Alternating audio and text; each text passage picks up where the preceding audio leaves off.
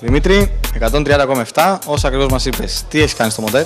Ένα πρόγραμμα Power Chip έχει, φίλτρο Juan JR, ένα τελικό Sebring, πλεξούδα της Honda και αυτή και μπουζοκαλώδια Splitfire. Ήταν 1400, τους βάλει 1600 από Honda. Από Honda, ναι, ναι. Μάλιστα. Οπότε δεν είσαι ολόσωμη εξάτμιση. Όχι, όχι, μόνο το τελικό. Καλό είναι να την αλλάξει την υπόλοιπη, θα δεις κάτι παραπάνω. Είναι στα επόμενα σχέδια μου. Μάλιστα. Πρόκειται να κάνεις κάτι άλλο? Στο μέλλον ίσως. Προς το παρόν καλά είμαστε. Μια χαρά είναι, έτσι δεν είναι? Για παιχνίδια, για τριφτάρισμα μια χαρά είναι. Α, το πας με το πλάι. Πάντα, πάντα. Μάλιστα. Πάρετε κανένα ψωκίνητο σε λίγο. Σειρά έχει και αυτό. Μάλιστα. Ευχαριστούμε. Παρόν χαιρόμαστε τα ροβεράκια. Ωραία, οκ. Ευχαριστούμε πάρα πολύ. Εγώ